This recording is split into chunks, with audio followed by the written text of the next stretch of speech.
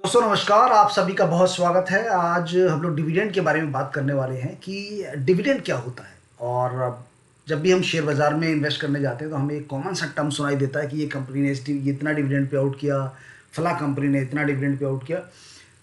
तो बहुत सारे कन्फ्यूजन्स आते हैं कि भाई कब मिलेगा डिविडेंड, कैसे मिलेगा डिविडेंड और ये डिविडेंड होता क्या चीज़ है।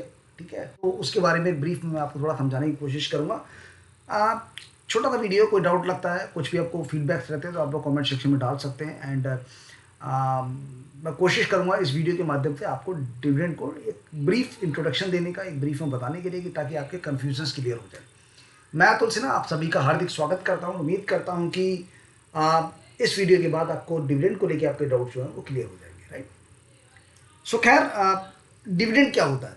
अब डिविडेंड की जब बात आती है तो बेसिकली हमें ये देखना होता है कि डिविडेंड क्या होता है, कैसे मिलता है, कब मिलता है, कितना मिलता है। ठीक है, उन सभी चीज़ों को post tax profit, post tax profit इसको हम बोलते हैं पैट, प्रॉफिट आफ्टर टैक्स। तो जो प्रॉफिट आफ्टर टैक्स होता है उसको पोस्ट टैक्स प्रॉफिट बोला जाता है। तो post tax profit in a business belongs to the share holders and a company. Share holder तो जितने भी शेयर होल्डर्स होते हैं कंपनी के, ठीक है, आपने देखा होगा शेयर होल्डिंग पैटर्न देखा होगा, उसमें प्रमोटर्स ग्रुप होते हैं, उसमें एफआईआईज होते हैं, उसमें डीआईएज होते हैं, उसमें पब्लिक होता है। तो उसमें सभी आते हैं। अभी आपका एफआईआई भी हो डीआईआई भी होगा, पब्लिक होगा, प्रमोटर होंगे। ठीक है, तो जितने भी जो आपके शेयर होल्डिंग पैटर्न्स में दिखाई देते हैं उन वो सभी शेयर होल्डर्स का इक्वल राइट होता है post after profit, post after tax जो प्रॉफिट होता है उस पर। अब कंपनी क्या करती है, company can broadly do two things with दूस प्रॉफिट्स। पहला रिटेन करती है, रिटेन करती है मतलब वो अपने पास रखेगी प्रॉफिट को। दूसरा फॉर द इन्वेस्टमेंट के लिए इन द बिजनेस के अंदर। क्यों रिटेन करेगी कि भैया बिजनेस में लगा दूंगी और बिजनेस को और थोड़ा सा हम लोग एक्सपेंड करेंगे, नेक्स्ट ईयर कमिंग ईयर्स में और अच्छा कंपनी परफॉर्म करेगी। ठीक है, या फिर return to the share holder, या फिर शेयर होल्डर्स को वापस कर देती है जो प्रॉफिट कंपनी ने अर्न किया है। ठीक है, if a company chooses to return money, अगर कंपनी चूज करती है कि भैया हमें कंपनी को रिटर्न करना है to all the share holders को ये प्रॉफिट रिटर्न करना है इन इक्वल प्रोपोर्शन में। इक्वल प्रोपोर्शन मतलब वो आपको बता दे कि भैया कोई कंपनी कहती है कि मैं 1 रुपी का डिविडेंड डिक्लेयर पे आउट करूंगी, कोई कहती है मैं 5 रुपीज़ का डिविडेंड पे आउट करूंगी। तो ये पर शेयर के बेसिस पे होता है कि पर शेयर की मैं पर शेयर 1 रुपये दूंगी, पर शेयर 5 रुपये दूंगी। अर्लियर अगर हम बात करें, पहले की जो प्रैक्टिस थी वो थी कि परसेंटेज टर्म में जो है वो कंपनी डिक्लेयर करती थी कि मैं 25% डिविडेंड पे आउट करेंगे पर शेयर पे, 50% डिविडेंड पे आउट करेंगे पर शेयर पे, या फिर 100% डिविडेंड पे आउट करेंगे पर शेयर पे।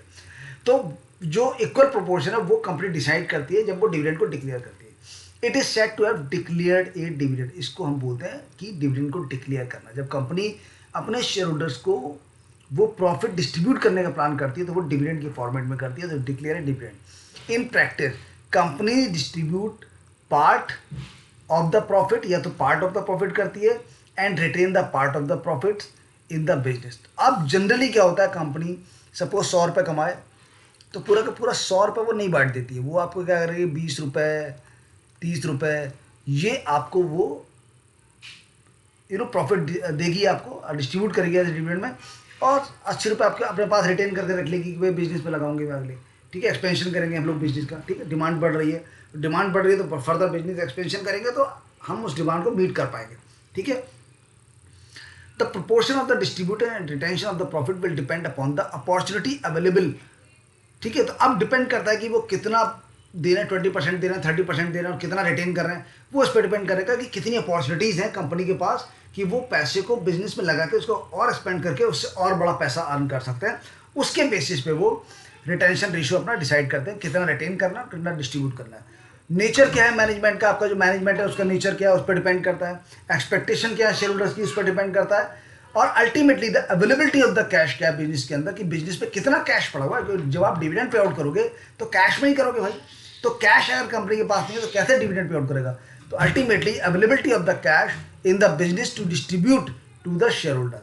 एक कंपनी में डिक्लेयर इंटरिम डिविडेंड, कोई भी कंपनी इंटरिम डिविडेंड डिक्लेयर कर सकती है जो कि ड्यूरिंग द फाइनेंशियल ईयर होता है, यानी कि फाइनेंशियल ईयर के बीच में अगर कोई डिविडेंड डिक्लेयर होता है, मिड ऑफ द ईयर के बीच में डिविडेंड डिक्लेयर होता है तो उसको इंटरिम डिविडेंड बोलते हैं।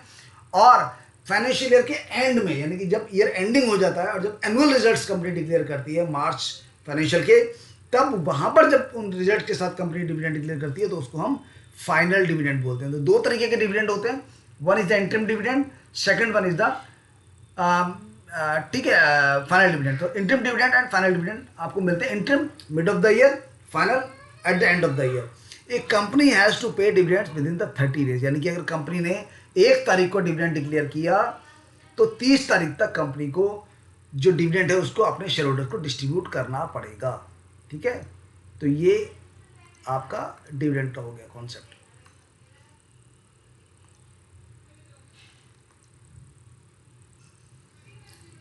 ठीक है,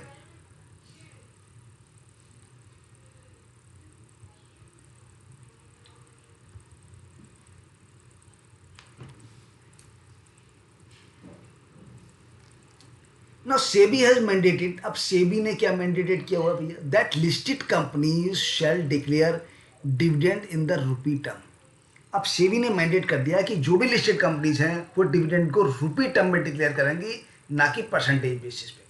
ठीक है, पर शेयर बेसिस पे, यानी कि हर शेयर पे आपको 1 रुपये का डिविडेंड देना है, 50 पैसे का डिविडेंड देना है, 10 रुपये का डिविडेंड देना है, 50 रुपये का डिविडेंड देना है। जो भी आपको जितना भी डिविडेंड देना है वो आप पर शेयर बेसिस पे रुपी टर्म में डिक्लेयर करेंगे अगेंस्ट अर्लियर प्रैक्टिस।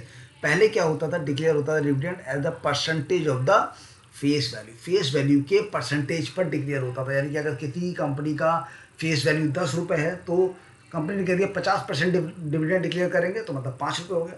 दूसरी कंपनी का फेस वैल्यू 2 रुपये है और कंपनी ने कहा 50% डिक्लेयर करेंगे तो 1 रुपये डिविडेंड हो गया। इससे क्या होता था, जो इन्वेस्टर्स होते थे, किसी कंपनी ने कि एक इन्वेस्टर ने कंपनी ए में निवेश किया, उसको 5 रुपये का डिविडेंड मिला 50% पे। निवेशक बी ने कंपनी बी में इन्वेस्ट किया, उसको 50% ही डिविडेंड मिला, बट वो रुपी टर्म में 1 रुपया मिला। तो उससे क्या होता था, उनको इन्वेस्टर्स के बीच में कन्फ्यूजन आ जाता था। तो उस कन्फ्यूजन को अवॉइड करने के लिए among the investor comparing the dividend on the various share, the different face value के वेरियस शेयर पे जब वो कंपेयर करते थे तो किसी को ज़्यादा किसी को कम मिल रहा था, कन्फ्यूजन होता था कि ऐसा क्यों है। उस कन्फ्यूजन को ख़त्म करने के लिए सेबी ने मैंडेटेड कर दिया कि भैया रुपी टर्म में डिक्लेयर होगा, आपको 1 रुपया देना है तो 1 रुपया पर शेयर डिक्लेयर करेंगे, 10 रुपये देना है 10 रुपये पर शेयर डिक्लेयर करेंगे, 50 पैसे देने तो आपको 50 पैसे पर शेयर डिक्लेयर करना है आपको। ठीक है, तो वो आप रुपी टर्म में डिक्लेयर करेंगे। तो एग्जाम्पल भी इन्होंने मेंशन किया हुआ, देखिए if 50% dividend is declared to companies, company A और company B with the different face value 2 rupees and 10 rupees, दो फेस वैल्यू 2 रुपये और 10 रुपये। अब 50 रुपये के हिसाब से इसका कितना हो गया 1 रुपया और उसका कितना हो गया 5 रुपये। एंड इन्वेस्टर कंपनी ए, तो कंपनी ए का इन्वेस्टर उसे 1 ही रुपये मिलेगा और कंपनी बी का जो इन्वेस्टर उसे 5 रुपये मिलेंगे। In the case of company B, dividend received by the investor in two companies are different even though the percentage the same, तो परसेंटेज तो सेम 50% बट डिविडेंड अलग अलग मिला है। तो वहां पर एक कंफ्यूजन आता है कि भैया ऐसा क्यों हुआ। In the interest of the investors company A is now required to declare the dividend of ₹1 per share while the company B declare the dividend of ₹5 per share. तो ये इस तरीके से डिफाइन होता है कि भैया अब आप 1 रुपये डिफाइन देंगे या 5 रुपये देंगे। ठीक है, नाउ अब अगर हम, ये तो बात हो गई कि डिविडेंड कैसे अब रुपी टर्म में होता है कि आपको जितना भी देना 50 पैसे देना तो 50 पैसे पर शेयर डिक्लेयर करेंगे, 5 रुपये देना तो 5 रुपये पर शेयर डिक्लेयर करेंगे। 30 दिन के अंदर आपको डिविडेंड पे आउट कर देना डिक्लेरेशन के बाद। दो तरीके के डिविडेंड होते हैं, interim dividend and the final dividend. ठीक है, अब यहाँ पर और डिविडेंड होता क्या है बेसिकली, जैसे मैंने आपको पहले बता दिया, पैट जो होता है प्रॉफिट आफ्टर टैक्स, जो भी टैक्स पे आउट करने के बाद जो प्रॉफिट होता है वो डिविडेंड होता है और वो शेयर होल्डर्स के इक्वल प्रोपोर्शन में डिस्ट्रीब्यूट किया जाता है। अब ये कंपनी डिसाइड करती है कि भैया कितना परसेंट रिटेन करना है, कितना परसेंट जो है वो डिविडेंड पे आउट करना है। तो डिविडेंड जो पे आउट किया था वो डिविडेंड पे आउट रेशियो होता है और जो रिटेन किया था उसको रिटेंशन रेशियो कहते हैं। ठीक है, तो पे आउट रेशियो और रिटेंशन रेशियो। पे आउट रेशियो का मतलब होता है कि पर शेयर जो भी अर्न कर रहे थे कितना वो पे आउट कर देती है और कितना वो रिटेन कर लेती है। लाइक अगर पर शेयर कंपनी 10 रुपये प्रॉफिट अर्न कर रही है तो अगर वो कहती है कि भैया मेरा पे आउट रेशियो 20% है, इसका मतलब है कंपनी 20% जो है 2 रुपये, 10 रुपये का 2 रुपये डिविडेंड को पे आउट कर देती है, डिविडेंड रूप में दे देती है। और रिटेंशन रेशियो अगर 8 रुपये है तो मतलब 80% हो गया 10 रुपये का, तो 80% जो है कंपनी रिटेन करती है ताकि बिजनेस में फर्दर एक्सपेंशन को वो लगा सके। ठीक है, historical dividend track record of A company, अगर आपको देखना है तो आप पे आउट रेशियो को देखते हैं कि भैया पे आउट रेशियो क्या है किसी भी कंपनी का, कितना रिटेंशन रेशियो है, कितना पे out ratio, which is calculated by dividing the companies dividend per share. जो भी कंपनी का डिविडेंड है, जो कंपनी डिविडेंड आपको दे रही है, तो वो डिविडेंड पर शेयर, एक शेयर के बेसिस पे, अगर कंपनी 5 रुपये दे रही है तो 5 रुपये, 10 रुपये दे रही है 10 रुपये, डिविडेंड पर शेयर को अर्निंग्स पर शेयर से, ईपीएस से, DPS upon EPS, DPS divided by the EPS. तो ये आपको यहाँ पर अगर मैं आपको करूँगा DPS divided by the EPS, तो ये क्या है, पे आउट रेशो, पे आउट रेशियो। तो ये पे आउट रेशियो बराबर क्या होता है, DPS upon EPS, dividend per share upon earnings पर शेयर। इसके थ्रू आपको ये पता चल जाएगा कंपनी का पे आउट रेशियो क्या है। आर रिक्वायर्ड टू पे, अच्छा यहाँ पर हो गया। अब ये तो आपको निकल गया पे आउट रेशियो क्या है। भारत के अंदर एक डिविडेंड का भी टैक्स होता है। तो इन इंडिया कंपनीज जो डिक्लेयर कर रही हैं या डिस्ट्रीब्यूट कर रही हैं डिविडेंड को, आई रिक्वायर्ड टू पे the dividend distribution tax. Generally अगर आपने वर्ड सुना होगा डिविडेंड डिस्ट्रीब्यूशन टैक्स क्या होता है, तो कंपनी जो कि डिविडेंड पे आउट करती हैं या डिस्ट्रीब्यूट करती हैं, उनके ऊपर डिविडेंड डिस्ट्रीब्यूशन टैक्स लगता है, जो कि उनकी जो इनकम होती है उस इनकम के अतिरिक्त होता है। यानी कि जो इनकम पर जो टैक्स आ रहा है वो तो जाएगा ही जाएगा, डिविडेंड डिस्ट्रीब्यूशन पे भी एक टैक्स जाता है। और जो शेयर होल्डर्स डिविडेंड रिसीव करते हैं, डिविडेंड रिसीव्ड बाय द जो शेयर होल्डर्स है वो एग्जम्प्टेड होता है। क्यों, dividend received is exempt in the hands of the share holder. Share holder के हाथ में, यानी कि आपके अकाउंट में जो डिविडेंड क्रेडिट होता है उस पर कोई आपको टैक्स पेएबल नहीं होता है वो, क्योंकि उसका जो टैक्स होता है वो ऑलरेडी कंपनी पे आउट कर चुकी होती है डिविडेंड डिस्ट्रीब्यूशन टैक्स के रूप में।